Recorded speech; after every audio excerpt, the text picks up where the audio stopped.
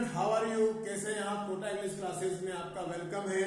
मैं दिवाकर वशिष्ठ आज की क्लास में आपके लिए ग्रामर का बहुत ही इंटरेस्टिंग टॉपिक जो कंपटीशन इंग्लिश में काफी हेल्पफुल है, ये आपके लिए मैं यूज करना चाह रहा हूँ। आज की क्लास रियली बहुत ही इंटरेस्टिंग बनने वाली है और सभी बच्चे अपनी इंग्लिश ग्रामर की नोटबुक्स ओपन कर लें, क्योंकि आज आपका 10th क्लास का ग्रामर का टॉपिक यहाँ पर सॉल्व होने वाला है।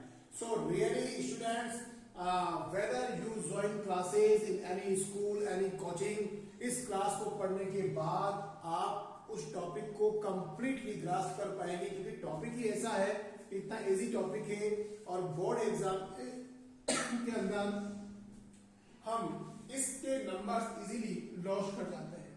तो आइए आपके टॉपिक का हम जो करते हैं यहाँ पर डायरेक्ट इनडायरेक्ट। सी, इस टॉपिक को जनरली हम इजीली लर्न नहीं कर पाते, क्योंकि पूरा टॉपिक रूल्स एंड रेगुलेशन से क्लियर हुआ है। यहाँ पर आपको टेबल्स याद करनी होगी, यहाँ पर आपको कई प्रकार की जो रूल्स है उन रूल्स को फॉलो करना होगा। तो लेट्स बिगिन द क्लास। सबसे पहले आप अपनी कॉपी पर इस टेबल को ड्रॉ करें। देखिए, आपको पहले मैं समझा दूं कि जो डायरेक्ट वाला सेंटेंस होगा, डायरेक्ट स्पीच वाला सेंटेंस का फॉर्मेशन इस प्रकार से दिया हुआ होगा। रवि सेड टू अमित,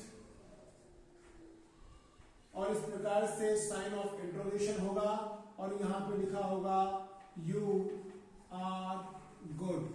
ये बहुत सिंपल सेंटेंस मैंने यहां पर लिखा है, यहाँ ये बताने के लिए कि आप इस लैंग्वेज को समझें, और यहाँ पर आपको पढ़कर के ये बताना है कि ये डायरेक्ट स्पीच में लिखा हुआ सेंटेंस है। This is direct speech. Yes, this is direct speech because Ravi Amit से बात कर रहा है और इन्वर्टेड कोमास में यानी कोटेशन में जो वर्ड दिया हुआ है वो रवि के द्वारा बोला गया वर्ड है यू आर गुड। देखिए, मैं पहले भी क्लास में आपको कह चुका हूं कि ये वाला जो पार्ट होता है इसको हम बोलते हैं रिपोर्टिंग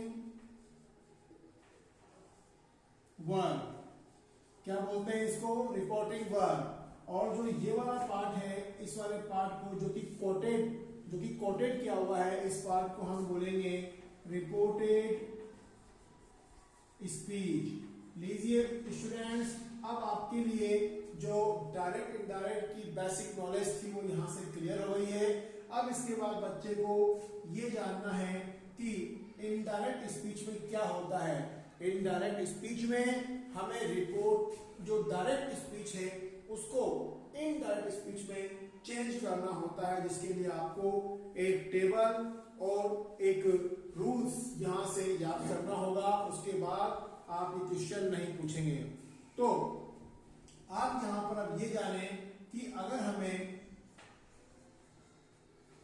रिपोर्टिंग वर्ब में, देखिए रिपोर्टिंग वर्ब में आपको सेज या सेड या सेड टू दिखाई देता है, तो आपको इनडायरेक्ट स्पीच में जब आप चेंज करेंगे तो यहां पर कोई चेंज नहीं होगा, और यहां पर भी आपको सेड को चेंज नहीं करना है, और सेड टू को आपको अफर्मेटिव सेंटेंस में टोल्ड कर देना है, इंट्रोगेटिव सेंटेंस में आस्क्ड कर देना है, और अगर इंपेरेटिव सेंटेंस आता है तो इंपेरेटिव सेंटेंस के अंदर आपको उसके नोशन को पढ़कर कि वो ऑर्डर है या रिक्वेस्ट है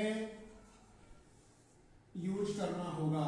यानी अगर ऑर्डर वाला सेंटेंस है तो आप ऑर्डर लिखेंगे, अगर रिक्वेस्ट वाला है तो रिक्वेस्टेड लिखेंगे।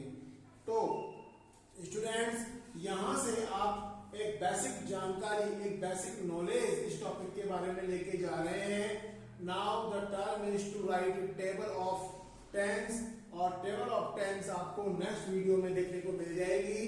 बने रहें चैनल के साथ, जुड़े रहें। Thank you.